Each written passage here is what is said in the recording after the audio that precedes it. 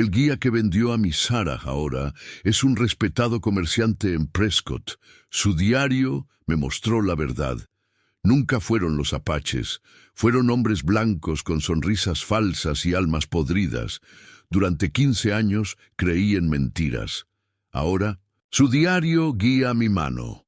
Uno por uno, cada hombre que la tocó pagará con su vida. Me llamo Josiah Kane. Esta es mi historia. Todavía recuerdo el día que conocí a Sarah Elizabeth Montgomery. Era primavera de 1861.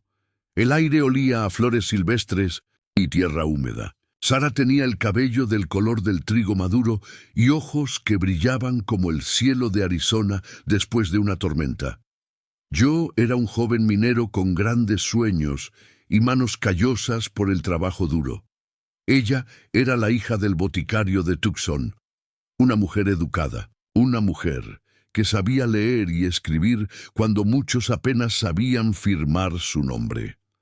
Nuestro primer encuentro fue en la botica de su padre. Entré buscando algo para calmar el dolor de una mano lastimada en la mina. Ella estaba organizando frascos en los estantes. Se giró y me miró. El tiempo se detuvo, sonrió. Yo olvidé por completo por qué había entrado. Tartamudeé como un niño. Ella se rió. Un sonido suave como campanas distantes. Durante un año cortejé a Sarah con la determinación de un hombre que ha encontrado oro. Le llevaba flores silvestres cada domingo. Le leía poemas bajo el gran árbol de mezquite en la plaza. Le conté historias de mis viajes por el territorio. Ella escuchaba con ojos brillantes y preguntas inteligentes. Sarah soñaba con ver el mundo más allá de Tucson. Yo prometí mostrarle cada rincón de este vasto territorio. El señor Montgomery me observaba con recelo al principio. Un minero no era el pretendiente que imaginaba para su única hija, pero con el tiempo y trabajo duro gané su respeto. Ahorré cada centavo que ganaba en la mina Silver Bell. Compré un pequeño rancho a las afueras de Prescott. Una cabaña modesta con un arroyo cristalino y tierra fértil. Un lugar donde Sarah y yo construiríamos nuestra vida juntos. Sarah y yo compartíamos sueños simples pero profundos.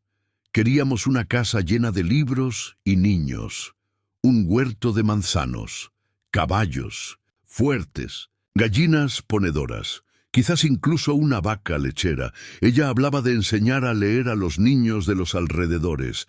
Yo planeaba expandir el rancho año tras año. Le prometí que nunca le faltaría nada. Ella me dijo que solo necesitaba mi amor y respeto. Ambos teníamos tanto que dar. La comunidad apache cercana a Tucson nos fascinaba a ambos. Sarah aprendió algunas palabras en su lengua de una mujer apache que venía al pueblo a vender canastas. Yo intercambiaba herramientas con algunos de los hombres. Nos trataban con respeto y nosotros a ellos. No compartíamos los prejuicios comunes de muchos colonos. Sarah escribía en su diario sobre las costumbres que aprendía. Decía que algún día escribiría un libro para que otros entendieran mejor a estas personas dignas. El día que le propuse matrimonio, llevé a Sarah a la cima de una colina desde 1900, donde se veía todo Tucson. El sol se ponía, pintando el cielo de naranja y púrpura. Me arrodillé sobre la tierra rojiza. Le ofrecí un anillo simple con una pequeña esmeralda. Le dije que era tan verde como la esperanza que sentía por nuestro futuro. Ella lloró. Dijo, sí. Nos abrazamos mientras el sol desaparecía en el horizonte. Planeamos la boda para marzo de 1877. Yo me adelantaría a Prescott para preparar nuestra casa. Sarah viajaría 2 semanas después con su padre y una pequeña comitiva. Nos casaríamos en la nueva iglesia de Prescott. Comenzaríamos nuestra vida juntos bajo el cielo azul de Arizona. El día de mi partida, Sarah me entregó su diario. Me dijo que lo leyera durante las noches solitarias antes de su llegada, que así sentiría que estábamos juntos a pesar de la distancia. Besé sus manos. Prometí cuidar sus palabras como el tesoro que eran. Nos despedimos con la certeza de que pronto estaríamos unidos para siempre. No sabía que esa sería la última vez que vería su rostro. Me establecí en Prescott con energía y esperanza. Pinté la cabaña. Construí muebles nuevos, planté las primeras semillas en lo que sería nuestro huerto. Compré una cama grande de hierro forjado, la mejor que pude encontrar. Quería que Sara se sintiera como una reina. Por las noches leía su diario junto al fuego. Sus palabras eran poesía. Describía el desierto con tanto amor que parecía un paraíso. Hablaba de mí con una devoción que me hacía sentir el hombre más afortunado del territorio. Contaba sus sueños para nuestro futuro con detalles que me llenaban de anhelo y determinación. El día señalado para su llegada, esperé en el camino principal a Prescott desde el amanecer. Pasaron las horas. El sol cruzó el cielo. No aparecieron. Me dije que se habrían retrasado, que quizás habían tenido que detenerse más tiempo del previsto en algún punto del camino. Cuando cayó la noche, cabalgué de regreso a Prescott, con un nudo en el estómago. Al día siguiente formé un grupo de búsqueda. 10 hombres buenos de Prescott cabalgaron conmigo. Seguimos la ruta que debían haber tomado. Cerca del Cañón del Diablo encontramos los restos de su caravana. Las carretas estaban quemadas, los cuerpos, lo que quedaba de ellos, estaban dispersos por el suelo. Reconocí al padre de Sara por su anillo de bodas. De ella no encontré nada, ni un rastro. El sheriff de Prescott examinó la escena. Declaró que había sido un ataque apache. Señaló algunas huellas, flechas rotas, un patrón de ataque que conocía de otros incidentes. Me mostró marcas en la tierra que supuestamente indicaban que se habían llevado a algunos como cautivos. Sugirió que quizás Sara estaba entre ellos. Algo no encajaba. Los apaches que conocíamos no actuaban así, no sin provocación. Además, el Cañón del Diablo no era territorio de conflicto en esos tiempos. Pero el sheriff insistió. La noticia se extendió rápidamente. Una nueva masacre apache. Otra razón para el odio y el miedo. Me negué a aceptar la explicación oficial. Me negué a creer que Sara estaba muerta. Comencé una búsqueda que duraría 15 años. Recorrí cada rincón del territorio. Hablé con tribus apaches. Ofrecí recompensas. Seguí rumores de mujeres blancas vistas con tribus. Visité cada asentamiento, cada puesto comercial, cada rancho aislado. El tiempo pasó. Mi cabello se volvió gris. Mi piel se curtió bajo el sol implacable del desierto. Mi corazón se endureció, pero nunca dejé de buscar. Durante esos años vi cómo el territorio cambiaba. Más colonos, más conflictos, los apaches empujados cada vez más hacia tierras inhóspitas. Ferrocarriles, ciudades nuevas, leyes nuevas, un mundo nuevo emergiendo del viejo. Y en cada rostro nuevo buscaba el de Sara. Un día, en el 15º aniversario de su desaparición, me encontraba explorando cuevas remotas cerca del Cañón del Diablo. Era un área que los apaches evitaban. Decían que los espíritus, inquietos, moraban allí. Encontré una cueva parcialmente derrumbada. Entre las rocas caídas vi algo que no pertenecía a ese lugar. Una silla de montar vieja, desgastada por el tiempo y los elementos. La examiné con curiosidad.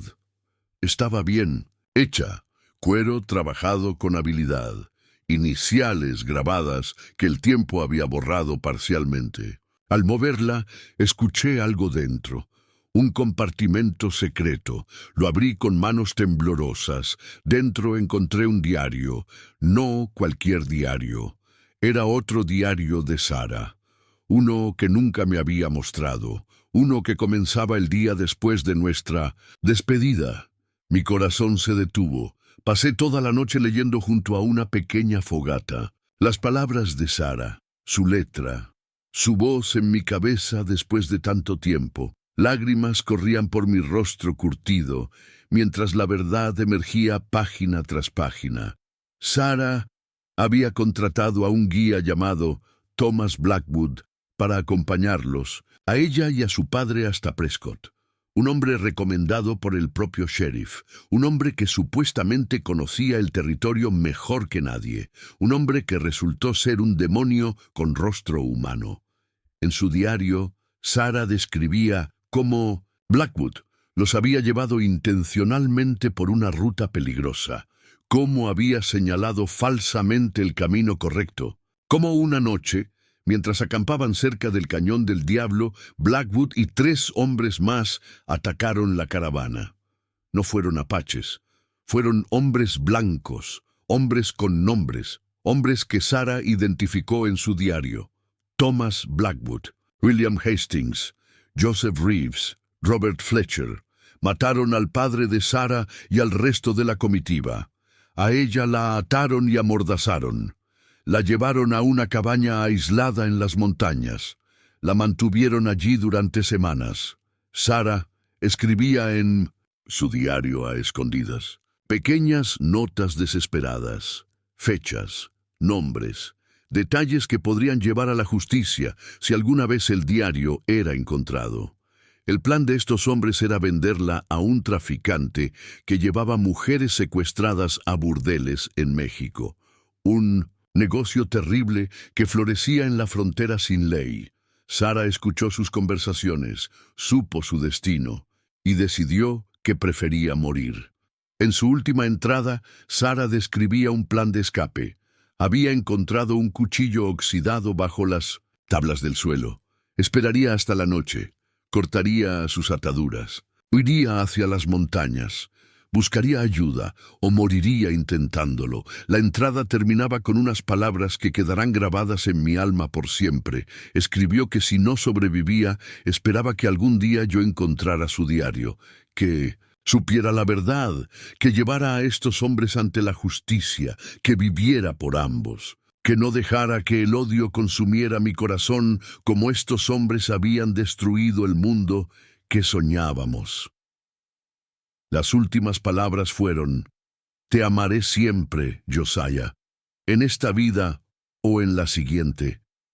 No había más entradas, solo páginas en blanco, el silencio de la muerte. Pasé 3 días en esa cueva, llorando, gritando a las rocas, maldiciendo a Dios y a los hombres. Cuando salí, era un hombre diferente. El Josiah que buscaba a su amada había muerto. En su lugar quedaba un hombre con un único propósito: venganza. Regresé a Prescott con el diario de Sarah guardado cerca de mi corazón. Lo primero que hice fue investigar qué había sido de los 4 hombres mencionados en sus páginas. Necesitaba información, necesitaba confirmar que seguían vivos, necesitaba saber dónde encontrarlos. Me sorprendió descubrir que Thomas Blackwood, el guía que había traicionado a Sarah, ahora era un respetado comerciante en Prescott. Se había establecido allí poco después de la desaparición de Sarah. Tenía una gran tienda en la calle principal. Era miembro del consejo municipal, un hombre de negocios próspero que todos respetaban. William Hastings se había convertido en dueño de un salón en Phoenix, un establecimiento conocido por sus chicas bonitas y su whisky aguado, un lugar donde los hombres gastaban sus salarios y perdían su dignidad. Joseph Reeves trabajaba como capataz en un rancho cerca de Flagstaff. Supervisaba a vaqueros mexicanos con mano dura y lengua cruel. Se decía que más de un trabajador había desaparecido después de enfrentarse a él. Robert Fletcher era ahora un conductor de diligencias en la ruta entre Tucson y Nogales, un hombre solitario que pasaba más tiempo con caballos que con personas. Los que lo conocían decían que tenía pesadillas, que gritaba nombres en sueños. 4 hombres, 4 destinos, una sentencia.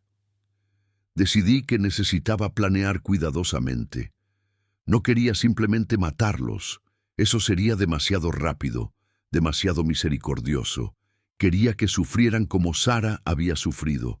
Quería que perdieran todo lo que valoraban. Quería que supieran por qué morían. Comencé a cambiar mi apariencia, dejé crecer mi barba, cambié mi forma de vestir. Adopté un nuevo nombre. Me convertí en Jacob Smith, un prospector que había tenido suerte en las montañas, un hombre con dinero para gastar y historias para contar. Durante 2 meses observé a Thomas Blackwood. Aprendí sus rutinas, sus hábitos, sus debilidades. Lo vi interactuar con su esposa, una mujer frágil que parecía temerle. Lo vi disciplinar a sus hijos con mano dura. Lo vi hacer tratos con otros comerciantes, siempre astuto, siempre calculador. También descubrí su secreto. Blackwood seguía en el negocio del tráfico humano.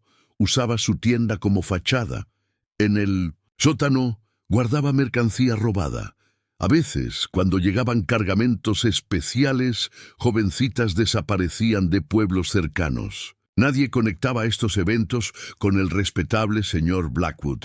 Un día entré en su tienda como un cliente más. Compré provisiones. Hablé del clima. Comenté sobre la prosperidad de Prescott.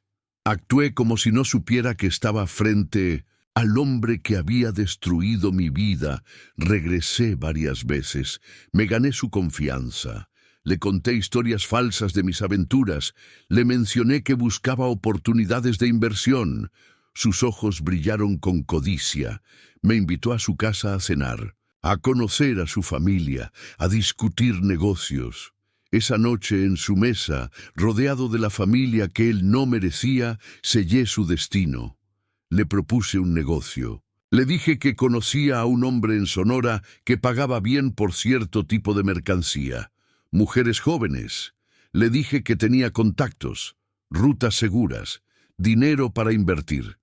Blackwood se mostró cauteloso al principio, pero la codicia pudo más. Me invitó a su despacho después de la cena.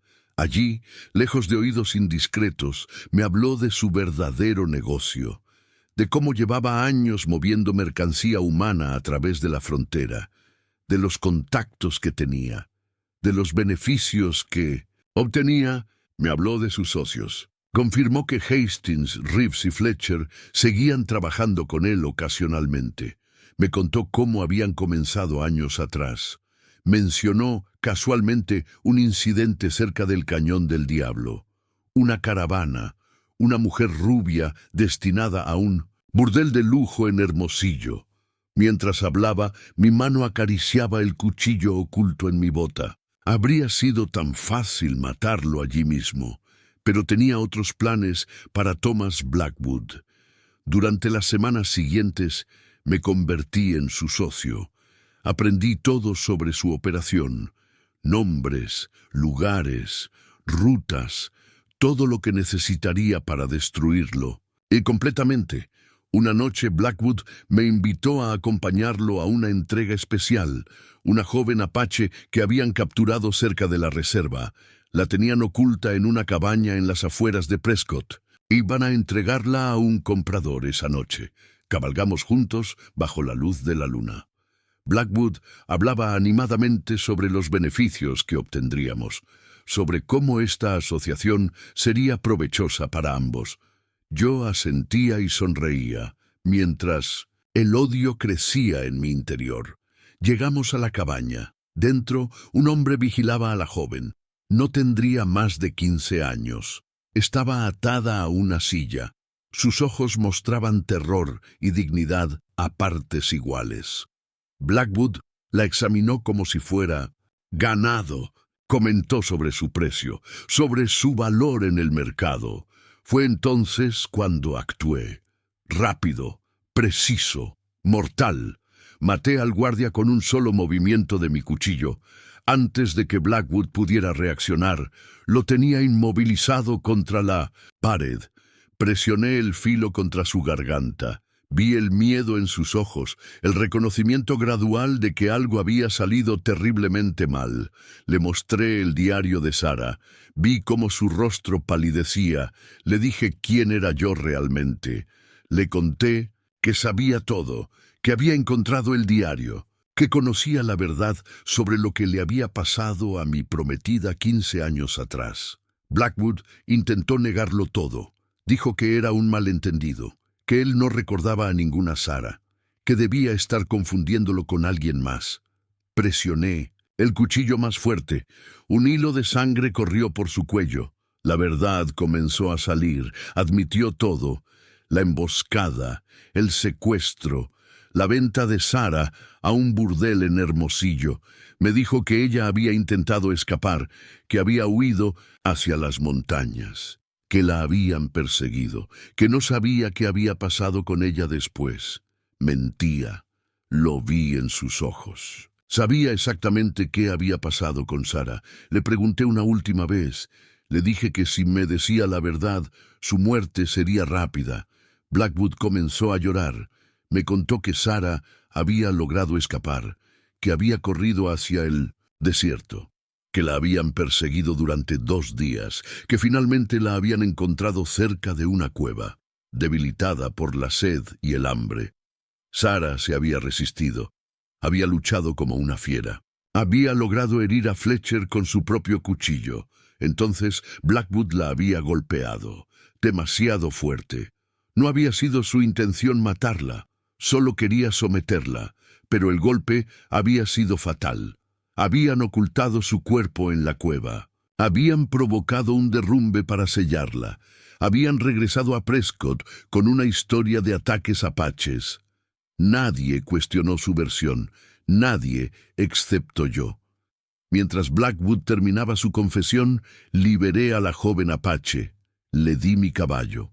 Le dije que corriera, que regresara con su gente, que contara lo que había visto si así lo deseaba. Cuando la joven se marchó, volví mi atención a Blackwood, el hombre que había robado mi futuro, el hombre que había matado a mi Sarah, el hombre que ahora temblaba ante mí, suplicando por su vida. No lo maté esa noche, tenía otros planes. Até a Blackwood, lo amordacé, lo llevé a otro lugar, una cabaña abandonada que había preparado semanas antes. Allí, lejos de oídos indiscretos, le expliqué cómo iba a destruir todo lo que amaba antes de permitirle morir. Al día siguiente, las autoridades de Prescott recibieron pruebas detalladas sobre las actividades ilegales de Thomas Blackwood.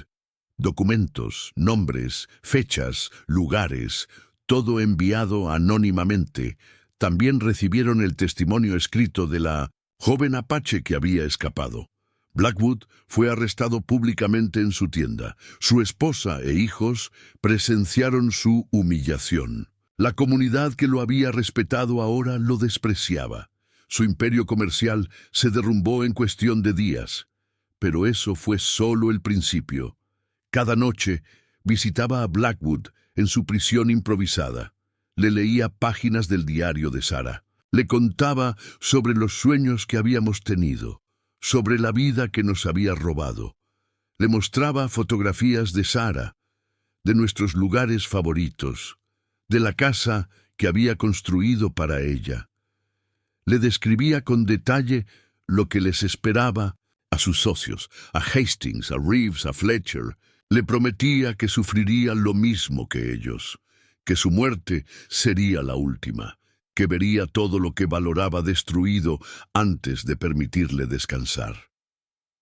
Durante esas sesiones, aprendí más detalles sobre el destino de Sarah, sobre sus últimos momentos, sobre su valentía frente a esos monstruos.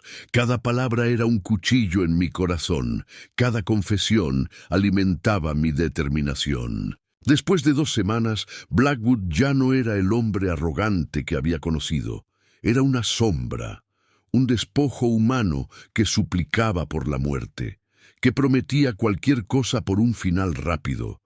Le concedí su deseo, pero no fue rápido, no fue misericordioso, fue justo.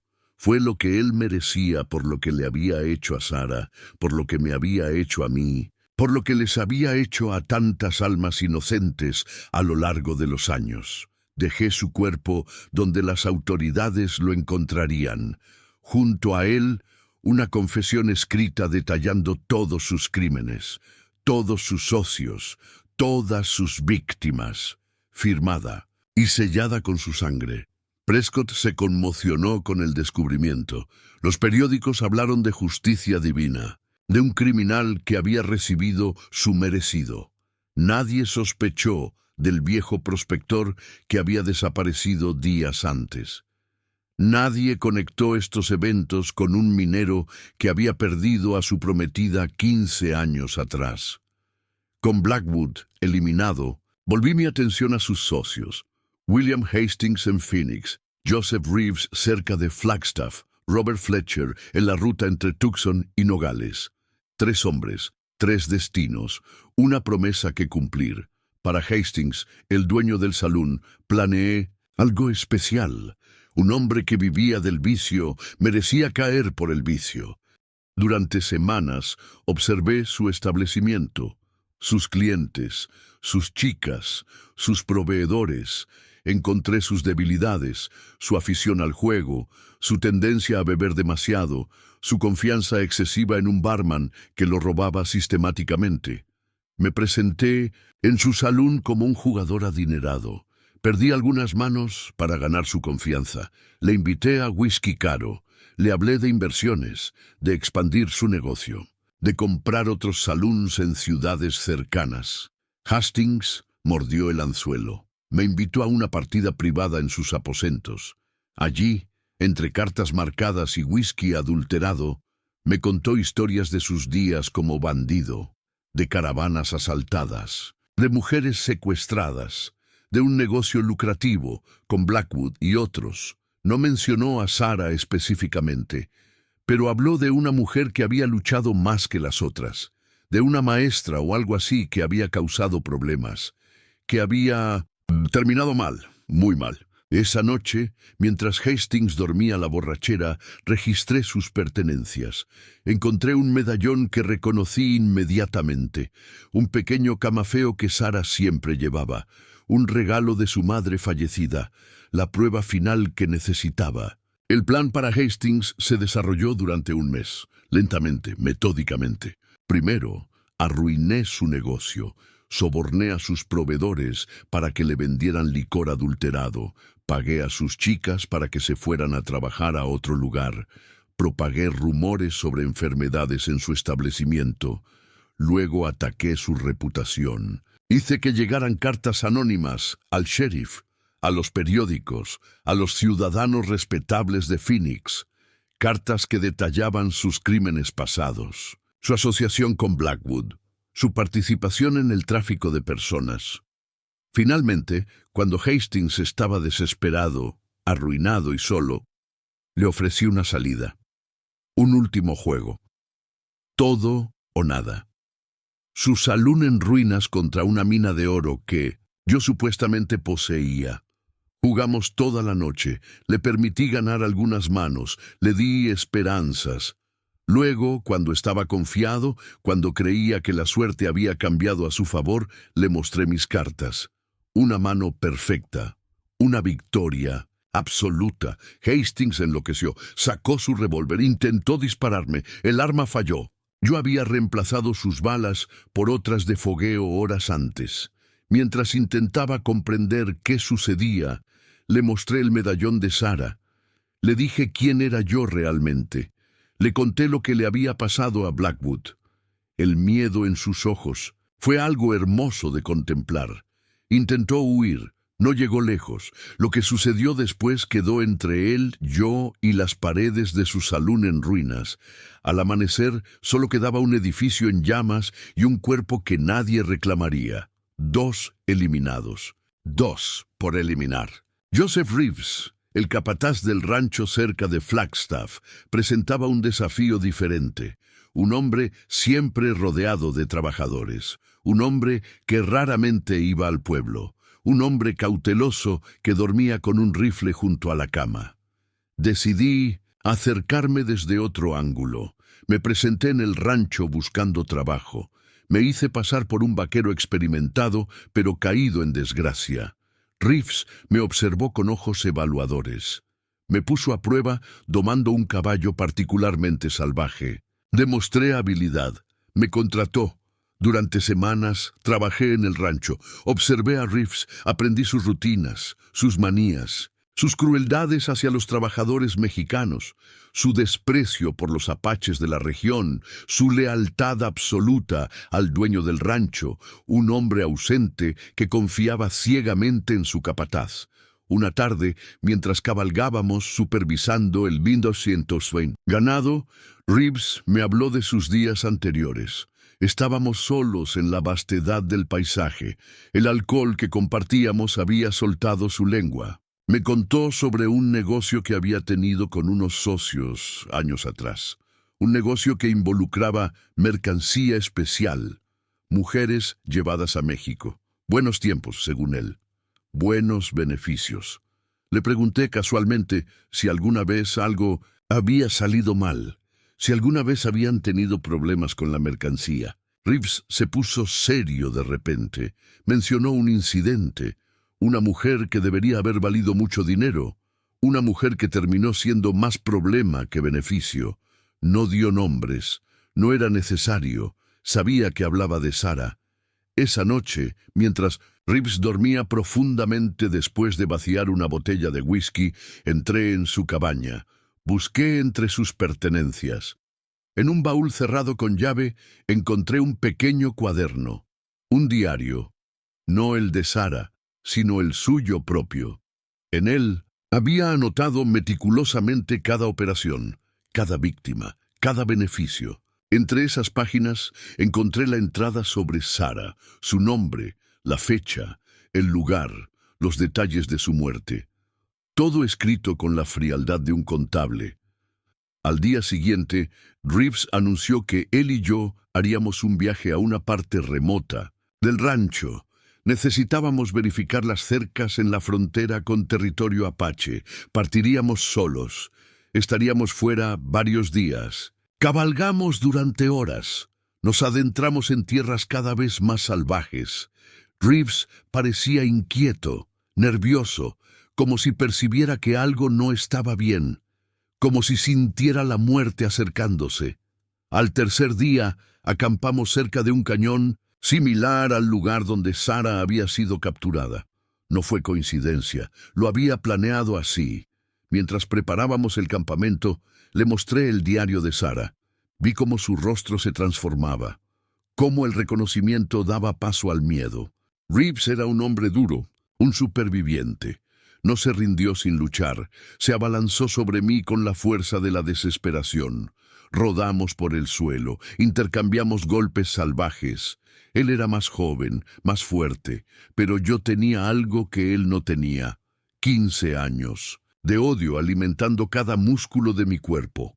La lucha fue brutal. Sangre manchaba la tierra roja, el sabor metálico llenaba mi boca. Sentía costillas rotas, dolor agudo en cada respiración, pero no me detuve. No podía detenerme. Sara me observaba desde las páginas de su diario. Su voz me susurraba que siguiera. Finalmente, logré inmovilizar a Reeves contra el suelo. Presioné mi rodilla contra su pecho. Vi el miedo en sus ojos, el reconocimiento de su final inminente.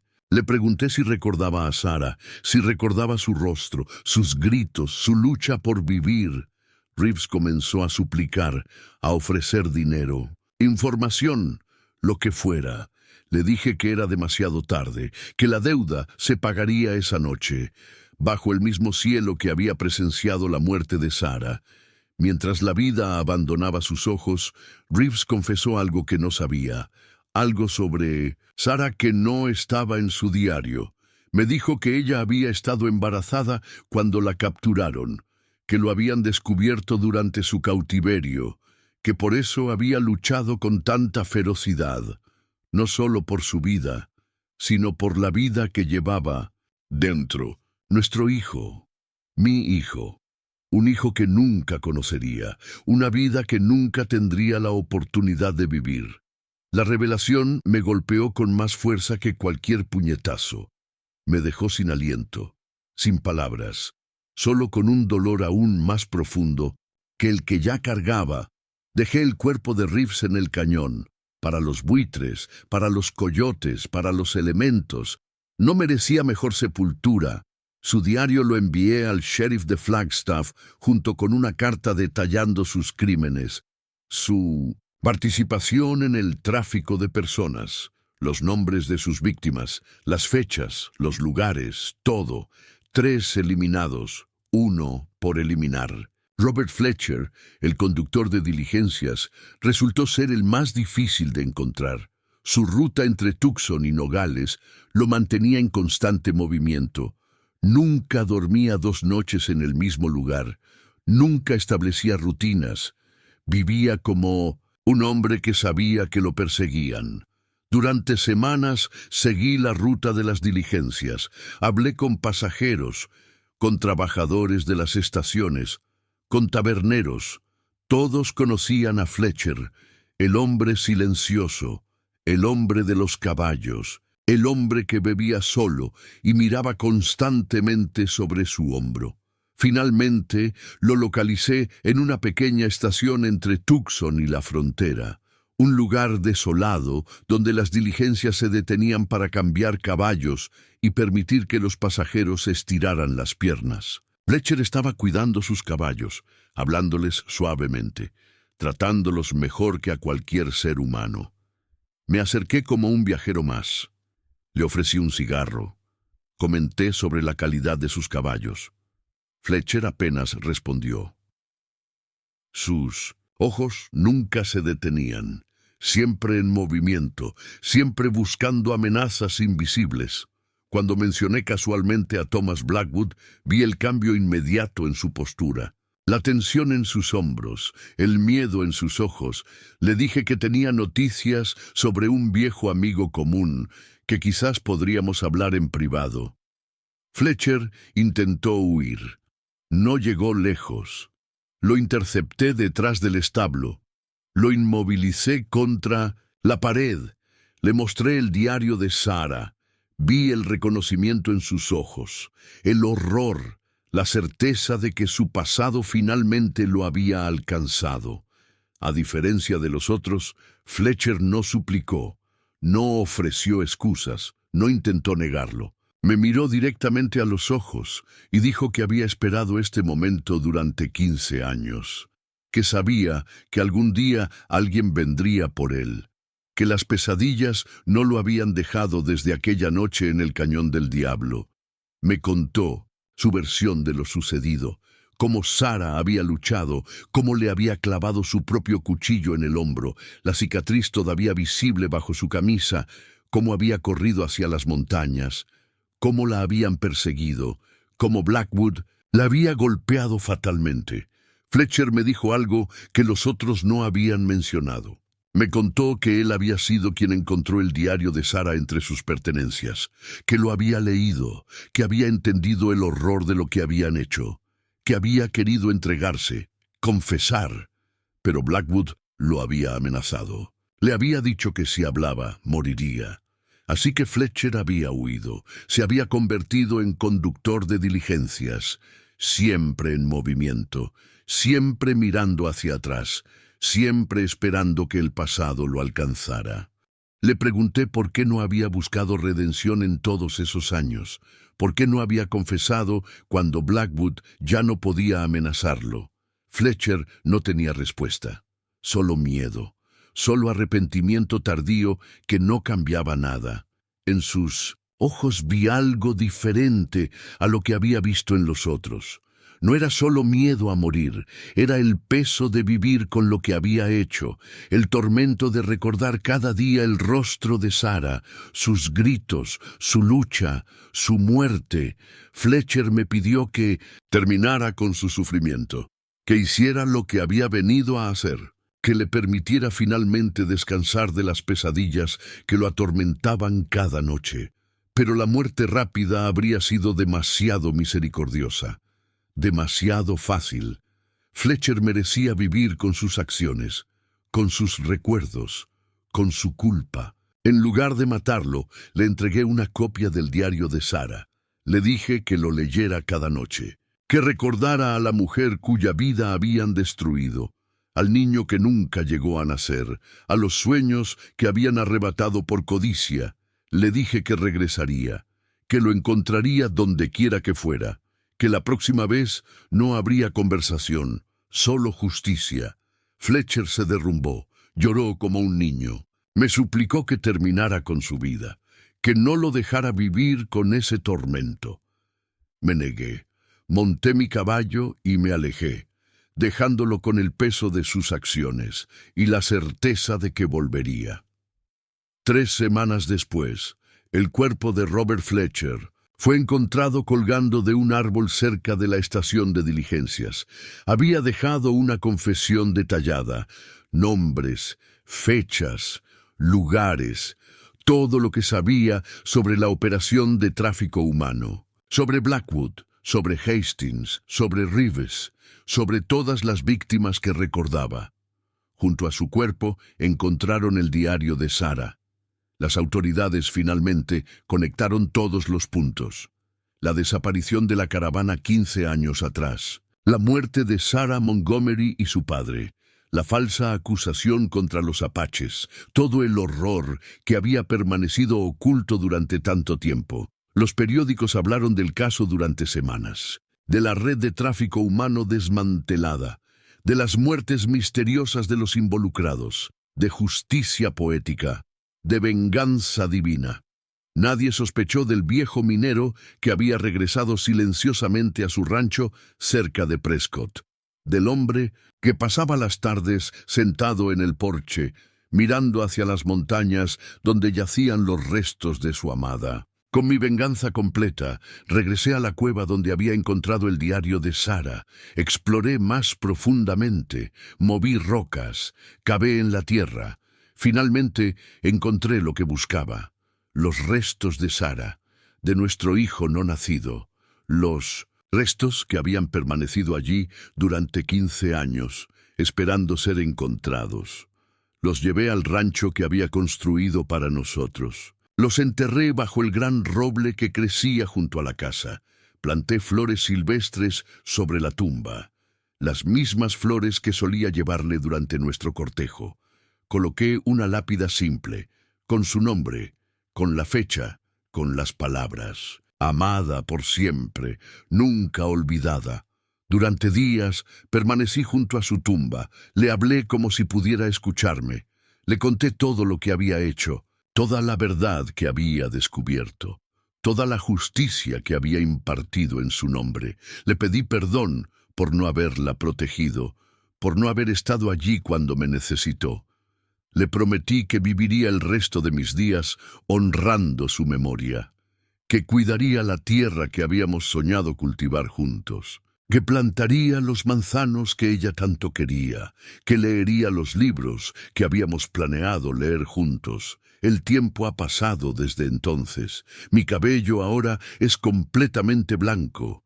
Mis manos tiemblan al escribir estas palabras, pero mi corazón sigue latiendo con el amor que nunca murió, con el recuerdo de Sarah que nunca se desvaneció. Algunos dirán que lo que hice estuvo mal, que debí dejar que la ley se encargara de esos hombres, que la venganza solo trae más dolor. Quizás tengan razón, quizás no. Lo único que sé es que Sarah merecía justicia, que nuestro hijo no nacido merecía que alguien recordara su existencia efímera, que las otras víctimas de esos monstruos merecían que alguien los detuviera para siempre. No me arrepiento de lo que hice, no pido perdón por mis acciones. Solo espero que cuando llegue mi hora, cuando finalmente cierre los ojos por última vez, Sarah esté esperándome al otro lado, con nuestro hijo en brazos, con la sonrisa que iluminaba mi mundo, con el amor que ni la muerte pudo destruir. Mi nombre es Josiah Kane. Esta es mi historia, la historia de un amor perdido, de una verdad descubierta, de una venganza cumplida, la historia de la novia que desapareció en el cañón del diablo y del hombre que nunca dejó de buscarla,